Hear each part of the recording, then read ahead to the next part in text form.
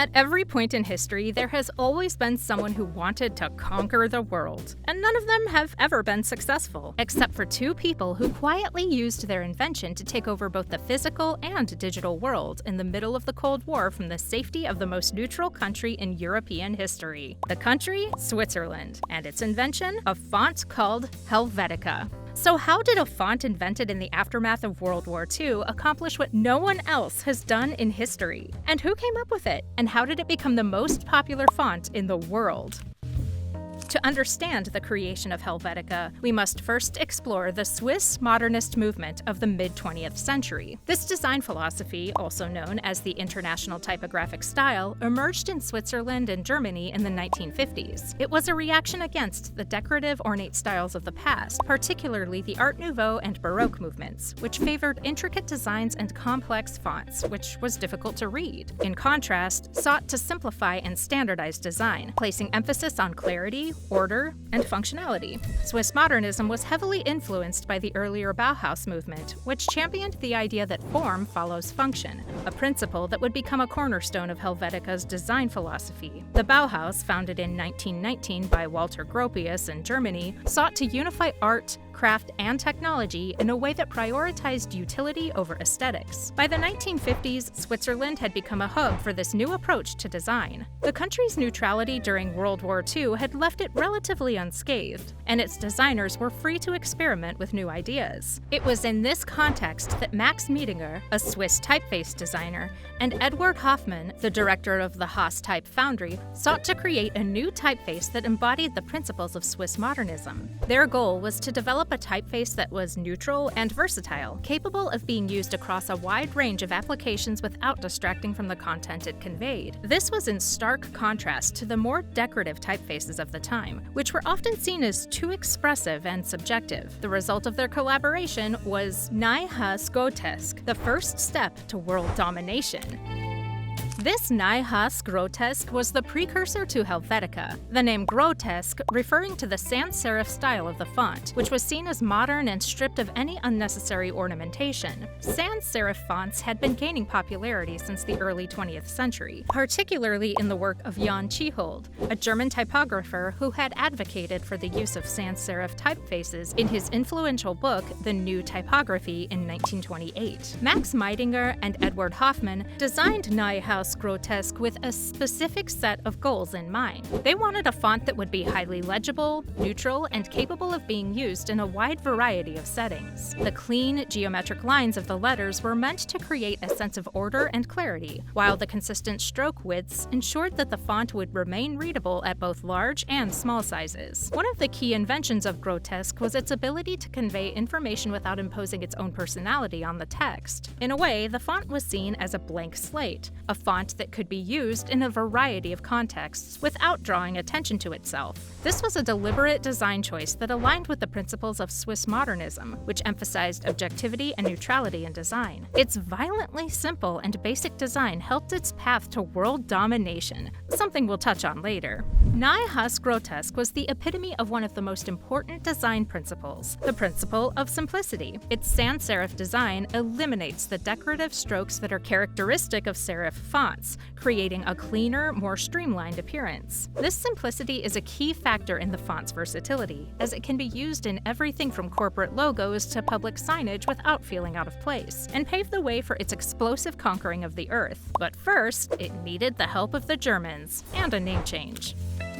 Nie's global rise began shortly after its creation, when the Stempel Type Foundry in Frankfurt, Germany acquired the rights to distribute the font internationally. Recognizing its potential as a universal typeface, Stempel renamed the font's extremely Germanic name to Helvetica, derived from Helvetia, the Latin name for Switzerland, thus branding the font as an emblem of Swiss precision and neutrality. The rebranding of Nie-Haas Grotesk as Helvetica was a strategic move that helped the typeface gain popularity outside of Switzerland. By the 1960s, Helvetica had become the typeface of choice for corporate branding, particularly in the United States. Major corporations including IBM, American Airlines, and Panasonic adopted Helvetica for their logos and branding materials. Drawn to its modern and clean appearance and its ability to convey professionalism and stability. The corporate world was undergoing significant changes during the 1960s and 1970s, with companies increasingly focused on presenting a unified global image. Helvetica's neutrality and versatility made it the perfect choice for corporations looking to establish a consistent visual identity across multiple countries and cultures. Its lack of stylistic quirks or cultural connotations meant that it could be used in a wide range of contexts without alienating any particular audience. In the 1970s, NASA used Helvetica on the space shuttles, solidifying the typeface's association with technological advancement and precision. Its adoption by governments and public institutions, including the New York City subway system,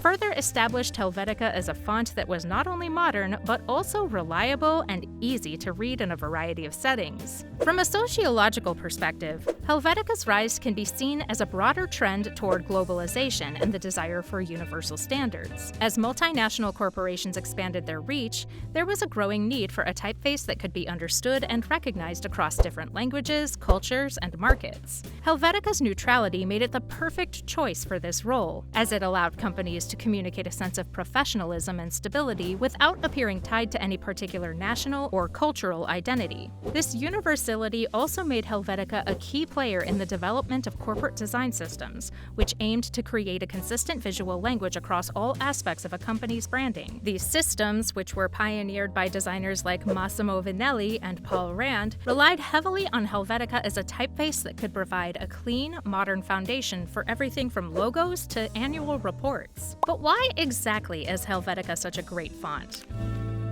One of the key reasons for Helvetica's enduring popularity is its legibility. The typeface was designed with the specific goal of making text easy to read, and its success in this regard can be explained by several principles from cognitive psychology and typographic science. The first factor contributing to Helvetica's legibility is its high X height. The X height refers to the height of the lowercase letters relative to the height of the capital letters. A higher X count means that the lowercase letters are larger and more easily distinguishable from one another, which improves readability, particularly at small sizes. Studies have shown that fonts with a higher X height are generally easier to read because the larger letters are more recognizable to the human eye. Another important factor is Helvetica's consistent stroke width. Unlike many older typefaces which feature varying stroke widths, Helvetica's letter forms are made up of strokes that are all the same thickness. This creates a sense of visual harmony and reduces the cognitive load on the reader's brain. Cognitive load theory suggests that the brain has a limited capacity for processing information, and designs that reduce the amount of mental effort required to interpret text can improve both reading speed and comprehension. Helvetica's sans serif design also plays a crucial role in its legibility. Serifs, small decorative lines or strokes at the end of letters, can be visually distracting, particularly in smaller sizes or low-resolution environments. By eliminating serifs, Helvetica creates a cleaner, more straightforward reading experience. This makes it ideal for use in settings where clarity and legibility are paramount, such as public signage, instruction manuals, and digital interfaces. In addition to its high X height and consistent stroke width, Helvetica's letter spacing is another factor that contributes to its legibility. The spacing between the letters, also known as kerning, is carefully calibrated to ensure that the letters are neither too close together nor too far apart. This spacing helps create a natural flow of text, allowing the reader's eye to move smoothly from one letter to the next without interruption. Scientific studies have also shown that sans serif fonts like Helvetica are easier to read on digital screens, where the lack of serifs prevents pixelation and visual clutter. A 2016 study published in the Journal of Cognitive Neuroscience found that users could identify and understand sans serif fonts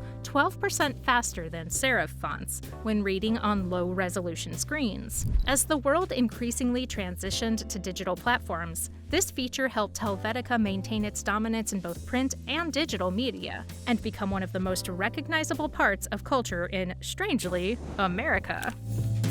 One of the most iconic examples of Helvetica's use in public spaces is the New York City subway system. In 1966, the New York City Transit Authority hired Massimo Vignelli and Bob Noorda of the design firm Unimark International to create a new signage system for the subway. At the time, the subway's signage was chaotic and inconsistent, with different fonts, colors, and designs used at different stations. Vignelli and Noorda sought to create a unified modern system that would make the subway easier to navigate for both locals and tourists. They chose Helvetica as the typeface for the new signage, drawn to its clarity, legibility, and neutrality. Helvetica's clean, geometric letter forms made it easy to read from a distance, even in the dimly lit, fast-paced environment of the subway. The consistent use of Helvetica across the entire system helped to create a sense of order and uniformity, making it easier for passengers to find their way. The success of Helvetica in the New York City subway system helped to solidify its reputation as the ideal typeface for public signage. Other cities and transportation systems around the world, including Chicago, San Francisco, and Madrid, soon followed suit, adopting Helvetica for their own signage systems. In each of these cases, Helvetica's legibility and versatility made it the perfect choice for environments where clarity and ease of use were essential. From a sociological perspective, Helvetica's adoption by public institutions like the New York City subway reflects the growing desire for universal standards in design. As cities became more globalized and diverse, there was a need for signage that could be understood by people from different linguistic and cultural backgrounds. Helvetica's neutrality and lack of cultural connotations made it the perfect choice for this role, as it allowed cities to communicate clearly and effectively without appearing tied to any particular national or cultural identity. But Helvetica wasn't satisfied just conquering the physical world. A portal to another world was opening in the late 90s, and Helvetica readied its armies for its greatest operation in history.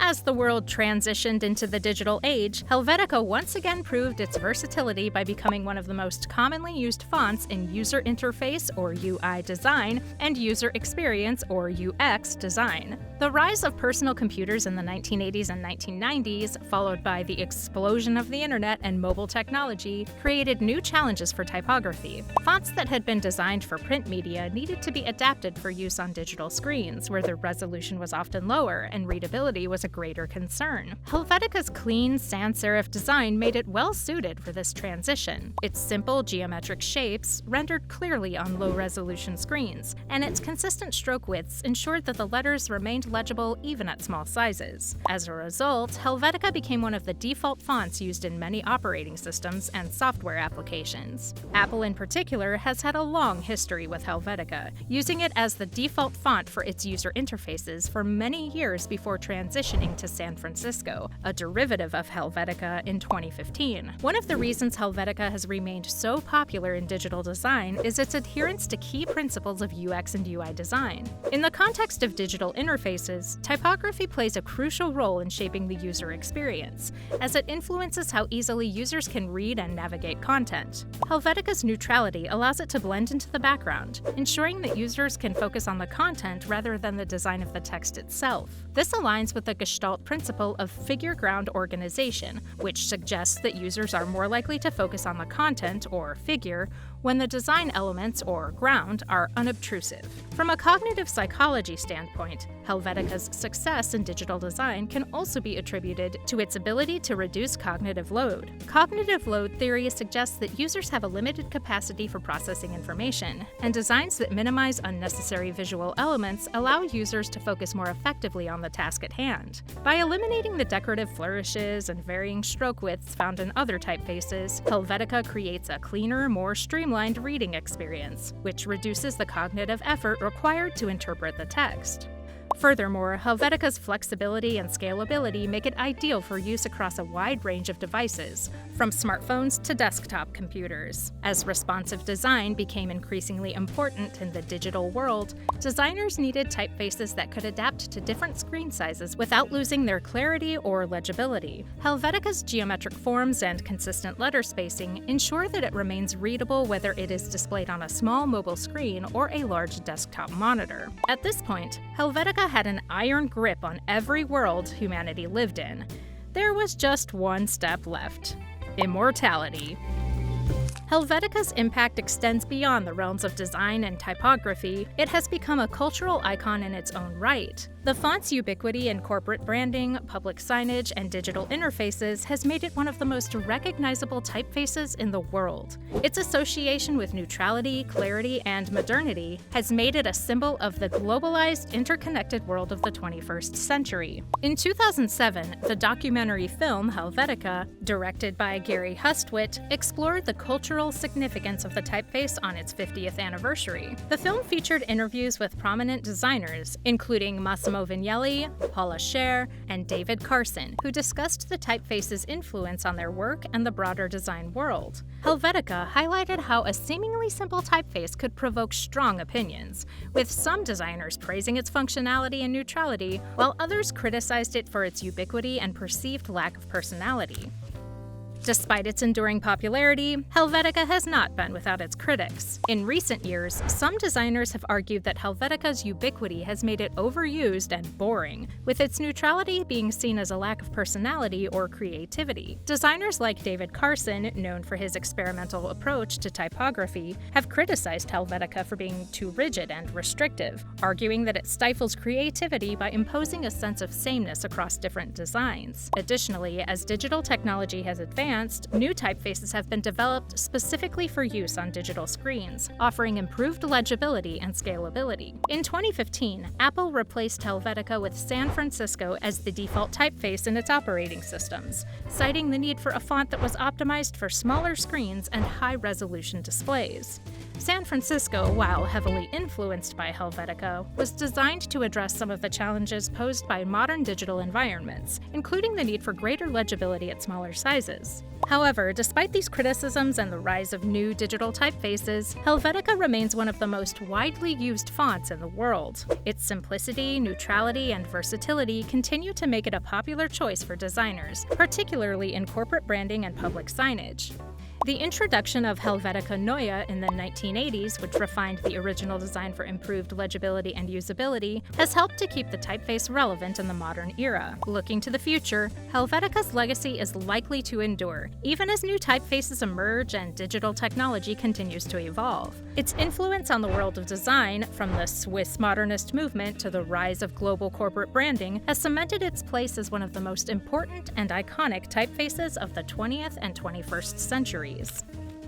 Helvetica's journey from a Swiss type foundry in the 1950s to becoming the most widely used font in the world is a testament to the power of functional design. Its clean, neutral, and versatile design has made it the go-to typeface for corporate branding, public signage, and digital interfaces. Backed by scientific principles of legibility, cognitive psychology, and design theory, Helvetica remains a crucial part of the global design landscape. As the world continues to change and evolve, Helvetica's influence will likely persist. Its role in shaping the modernist aesthetic, its adoption by corporations and governments, and its impact on digital design all speak to the enduring relevance of a typeface that was designed to be invisible, yet has become ubiquitous.